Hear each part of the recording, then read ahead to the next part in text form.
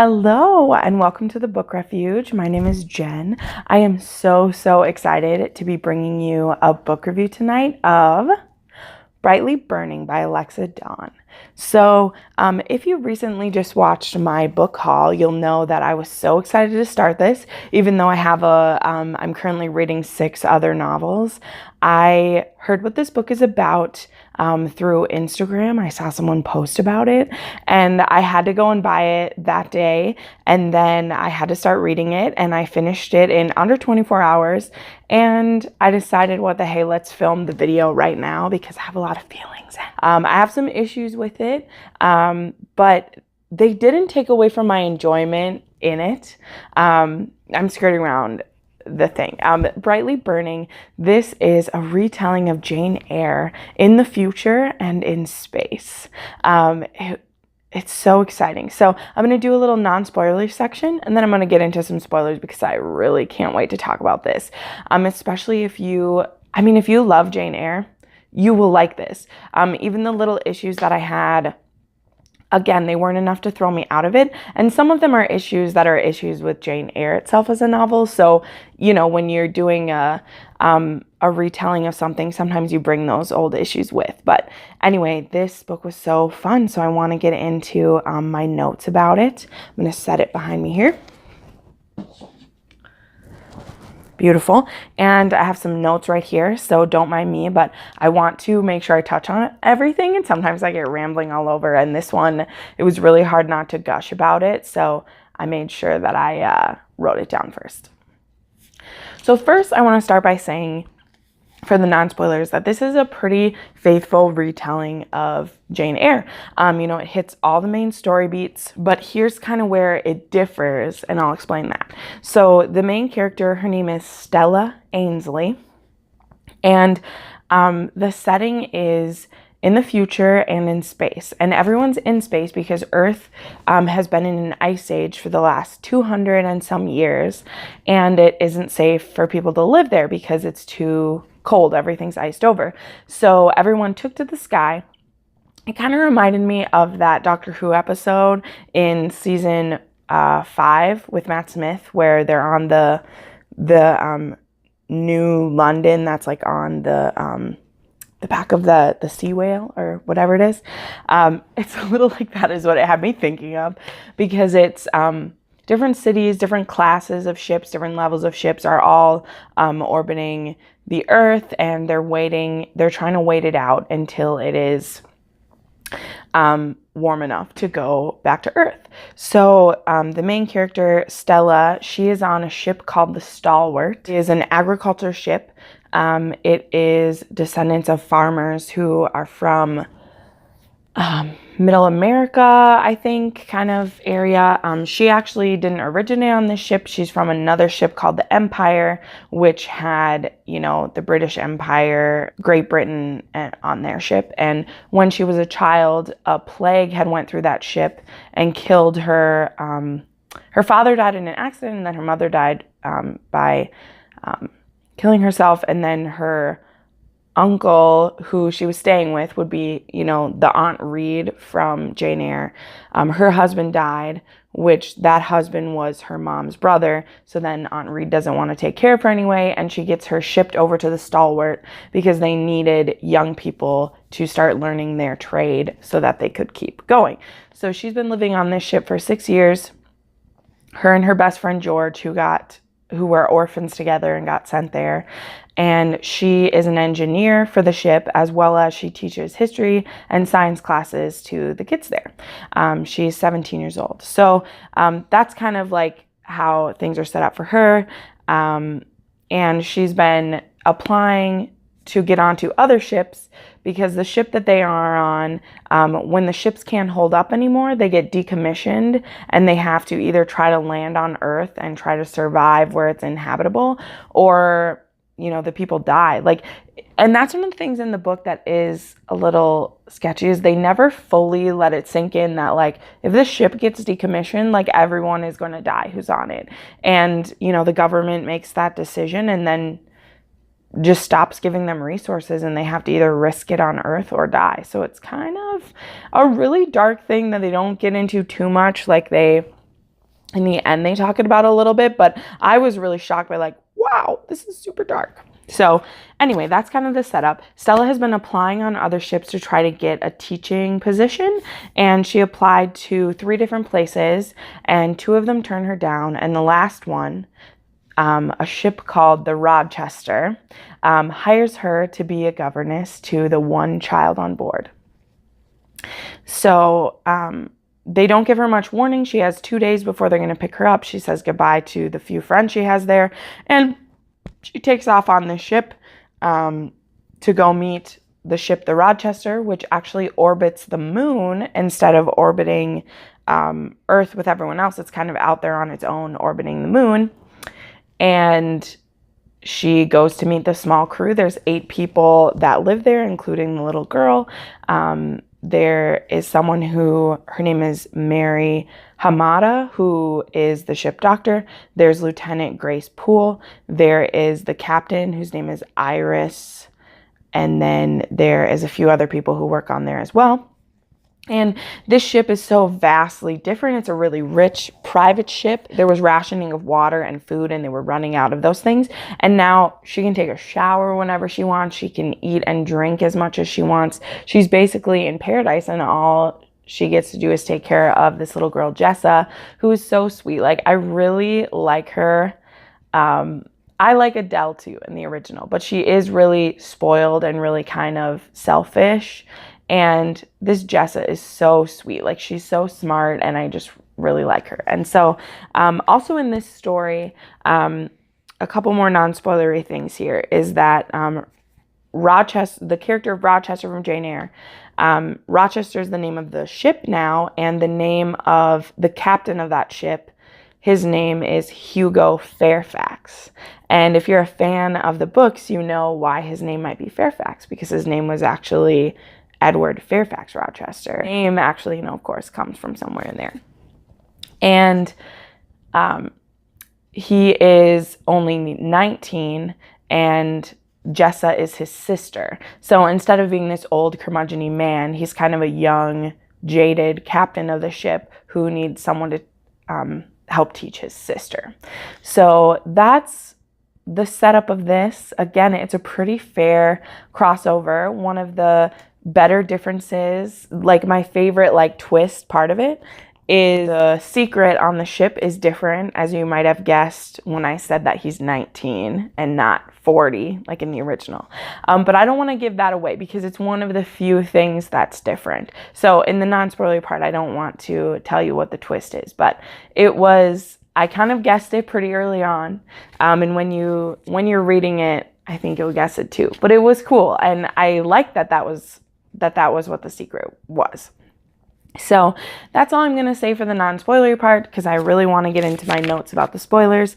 For me, this was really hard because I want to give it a 4, but I think it's a 3.5 because the things that I love about it are really great, but a lot of the things I love about it are just the nostalgia factor of that it reminded me of Jane Eyre so much. And there are some things that I find a little problematic, which I'll get into in the spoiler review. But as in pleasure reading, I had a great time. Like, I flew through this and I really enjoyed it. So the problems of it didn't throw me out. I had a few issues with some things. So it was a 3.75 for me, let's say, almost a 4. But yeah, so that's it for the non-spoileries. Please go read this book. I definitely think it's worth your time, especially if you love Jane Eyre. Stella really holds up to who Jane is in a lot of ways. And yeah, so I really like that. So yeah, go read it. Let's do the spoilers. And I broke these down into 3 things. Things that I love, things that I didn't love, or things I had issues with, and then the ending, because the ending was kind of in both. So things that I loved about it. I really loved Stella. She is just as bold as Jane, but she can be even more bold because this is modern times. So there's even less class levels than there was back then. Like, there's a few that, you know, get brought up because that's part of the Jane Eyre story, is she's the engineer and he's a captain, and the character the replacement for Blanche Ingram. Her name is Bianca Ingram instead. You know, of course, still tries to make a wedge in a class way, but for the most part, like, it's more that he's the employer and she's the employee that's the barrier, and less to do with, like, class levels of her being poor and stuff like that. And I just love her. She's really bold. She's very smart. She, you know, immediately is questioning what's going on and asking things. And Jane does that too in the original, but Stella's a lot more pushy about it and starts asking questions right away. And she's like, I want to know what's going on here. And I really like that. The next thing that I liked, and I kind of mentioned this before, I like that Hugo was younger. I think he was a little too young, and I know she was trying to keep this YA, but I still like that he was young. I just think that for some of the things that have happened to him, because he's been, since the incident where his father is gone and that's what made him captain, since he became captain when he was 14, and it's been 5-6 years since it happened, it's just kind of crazy to me that he would be that young. Like, I felt like he should have been a little bit older. And this is the end, like, not end of times, but it wouldn't have been weird if he had been just a few years older, because she was almost 18. Like, she turns 18 in the book, and I just feel that for the things that were happening, that he should have been just a little bit older. But I liked him being young. I just think he was a little too young, but that also plays into some of his flaws, that I think Hugo has flaws that differ from what Rochester's flaws are in the original. Like, the way that he's trapped is so different from how Rochester is trapped. Hugo's trapped in a much different way. So, number 2, like I said, I love how faithful this is. The more you love Jane Eyre, like, if you have read Jane Eyre, the book, multiple times, if you've seen the BBC movie version of this multiple times, you are going to get so much out of this, because besides just some characters being named stuff, there are so many things about it that correlate, and the more that you know about Jane Eyre, the more you're gonna like this book. Like, I actually, like, can't wait to read this again now that I've kind of rushed through it, because I think I'm gonna pick up even more things. And there's some really fun nerdy things, because it's taking place in the future, and I'm calling her Jane. Stella is a book nerd, so, like, in one case where she's sending a secret comm to someone, she uses codename Hermione Granger, and I just, like, died a little inside. And she like reads Harry Potter and the Goblet of Fire to, like, go to sleep one night. Like, it's so cool. So if you are a big book nerd and you also love Jane Eyre, like, you're gonna get so much out of this. It was so much fun. Also, the thing that they changed, this is the spoiler part, so I can say this. So part of the secret of the ship is that Hugo Fairfax, his father, was murdered by his mother 5 years ago. His mother pushed his father out of the airlock, and his father died. And in the fleet, so among all the government there is no trial for murder. You are put to death if you murder someone. And so his mother was supposed to be put to death, and instead Hugo pretended to kill her and actually hid her away because she is mentally ill. And also his father was doing some pretty shady stuff. So when his mother came out of her psychosis for a minute, she found out what he was doing, and she killed him because she couldn't believe what he was doing. And so Hugo hid his mother away on the ship, and they took the ship out to orbit the moon so that nobody would know what was going on. And so that's his secret, is that his mom is supposed to be dead, and if anyone found out he didn't kill his mom, he would be in trouble too. So that's part of the secret. So I really like that it was his mom. At first glance, that seems like a less horrible thing than having a hidden wife, because your mom is not really an impediment to you getting married, because you're not legally married to someone else. It's just your mom is crazy. And so at the beginning, I was like, oh, that's not so bad. Well, then you find out some more, and it is pretty bad. But I'm going to talk about that in things that I didn't like, actually. But I did like how faithful they were, but yet how they changed it. And I know that's weird, but I like that it was his mom that was crazy. because it also gave an even better reason why he would try so hard to hide it, because it's his mom and he loves her. Number 3, and this is kind of a funny one. I liked how they redeem Bianca, who is the Blanche Ingram character.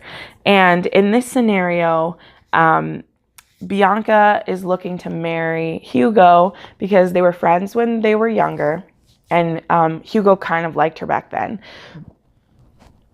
But also because her family's ship is starting to fall apart and may need to be decommissioned.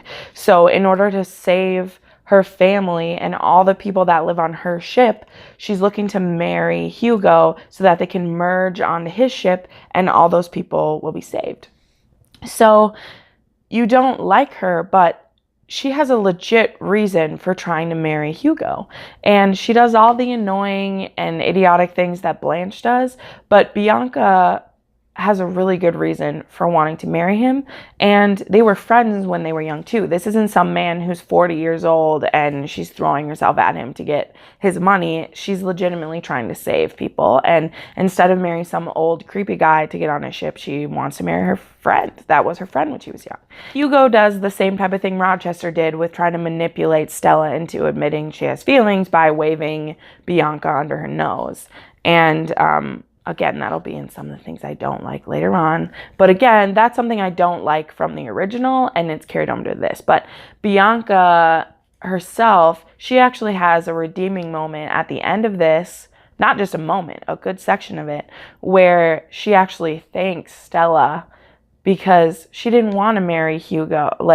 Bianca didn't want to marry Hugo. And when they find another way to save her family, she tells Stella, thank you for being in the way, basically. She's like, thank you that you were able to stop this, because he's like a brother to me and I didn't want to marry him. And she actually helps Stella later on with something that I'm going to talk about in a minute. So I really liked Bianca, and that she was redeemed, and that she also says, I had to sell myself for my family and you saved me from having to do that. And so it was nice because Bianca was in a tough place and she saw Stella as a threat to that. She saw her as a threat to all the lives on her ship that would be saved by her marrying Hugo. So she had a legit reason to not like this governess who was coming in and getting in the way. So I like that. I like that we didn't have to just hate her for that, and yeah, so I like that. So on to some things that I had issues with. And a caveat here for a few of them. So a few of the things I had issues with had to do with the fact that I love the original. So I'm not going to lie. If you're going to be adapting one of my favorite novels of all time, there are certain things that I'm protective of, and I want to give Alexa her free reign to make a new story, but I still have some issues with them, and this is my booktube, so I'm going to talk about them. But the writing was really great, and again, I had a great time, but I'm going to talk about a few things. The first thing that is kind of annoying to me is that the likability of Hugo Fairfax rests very strongly on the fact that you already love Edward Rochester from the book. And I say that because this book is not the same size as Jane Eyre, the original. It's not that big. And they don't spend enough time together in this book for the feelings that they have for each other. And yeah, I'm being straight up with that. I loved Hugo, but I loved him because I love who his character represents. He himself, the 19-year-old guy in this novel, he didn't do a lot of things to win me over. They didn't have as many of their talks about philosophy and about life and about how people think of you as they do in the original. He flirts with her a lot. He gives her books. He has this one line in this book that he says, "I'll give you any book that you want." My heart stopped. I was like, I love you. He gives her access to all these old Earth archives. And so he does some Beauty and the Beast type things, right? You know what I mean? Jane Eyre is a kind of story like that in a way. But they don't spend enough time together for when she comes back from saying goodbye to her dead aunt. he tells her he loves her, and then 8 hours later, kisses her the first time she's ever really been kissed. They're getting hot and heavy. And 8 hours later, he asked her to marry him. And I'm like, what? And like, yeah, they've known each other for 4 months. Like, that's how long the time has been. That's how long the time has really been. But it was just too much. Like, it was too much for me. I didn't believe it enough. So that's kind of a problem, because if you don't love Rochester enough, then when he tells you what he did wrong, like when he tells you what the secret really is, and it's not just about his mom being crazy, but like why she murdered his dad, I was like, oh yeah, you should leave, honey. Like, don't try to figure this out. Whereas, you know, in the original, when it is his crazy wife, when Jane says goodbye to him and runs away because she couldn't live with herself if she, you know, was with a married man, even though his wife is crazy, that is still one of the most powerful scenes for me to read or see in the TV movie. It breaks my heart every time when she says goodbye to him. And like when she remembers it, when she's with St. John and the girls, and she wakes up just sobbing in agony, there was no hard goodbye. Like, the thing that he says he did wrong, which later on, there's a miscommunication, fine, whatever. I was like, you should leave. And when she does, I was almost like, you hardly knew this guy. He told you he loved you, asked you to marry him. And, you know, like, I didn't feel connected enough with that. And the thing was too big that he did wrong. And so I'll just say it now, because, wow, I'm talking a lot about this video, and I didn't mean to. Is his father was a scientist, and he manufactured viruses for the government, so the government could weed out the poor people on all of the ships. And yeah, his mother found out and she killed him for it. And then Rochester's been hiding her, which is good, because his mother didn't deserve to die for killing a mass murderer. And then Rochester says that it's happening again, and that his scientist on board did it again, and someone from the government finds out and blackmails him that he'll kill his mother if they don't help him do that again. And when he agreed to it, you're like, you would trade all those lives for your mother's life. And I would have left if I was her too. So there just wasn't, like, when that happened, I was like, game over. So And then because of that, which I was glad that she left, because she leaves to go warn her friends on the ship where the virus is headed to. But the other issue is that in Jane Eyre, the goodbye, like I said, the goodbye to him when he's trying to convince her to stay, and he tells her all these different things that they could do and ways that they could live and how they could get past it. And then she runs away in the middle of the night. And it's the last thing she wants to do, but she can't live with herself if she didn't do it. It didn't have an emotional punch for me. So that's why I had to take some points off, because that's one of my favorite scenes in literature. But yeah, so those are some things I didn't like. But now I'm going to wrap this up real good. So the plot overall as itself, I feel if there had been some more time for more interaction between them, that you'd seen their relationship grow a little better. Because she only really had an attraction to him, you know? She wasn't in love with him, I felt, when he said he was in love with her. Like, I don't even think she says it back. I really don't think she says it back. If there had been more time to build that relationship, that would have really helped. Like, if this book had been longer, that would have been good. But I loved the ending, how they end up, I don't want to tell. I did a spoiler review of some of the details, but the ending is really cool. And, you know, it's cool to see what happens to everyone, and I really enjoyed this book. Again, the issues I have mostly stem from the fact that Jane Eyre is my favorite book. This is a really good retelling of it. I've read a few other retellings that I feel like missed the point, but this one was really cool, and I really enjoyed it. So I'll wrap this up. You know it's long, but you watched it anyway. So no complaints, right? If you're still here at the end of this, you liked it. So the book was Brightly Burning by Alexa Dawn, Jane Eyre in space. And man, it was good. I enjoyed it. So even though it's a 3.75, that's a good score. It's a good score, especially when the author was taking on one of my favorite books of all time. So bravo, Alexa Dawn. If you, for some reason, ever come across this, I really enjoyed it. I really did. But yeah, we can always have issues with books. Remember the safe space of the book refuge. So again, my name is Jen, and thanks for being here. This book was so lovely. I love you. Have a great night.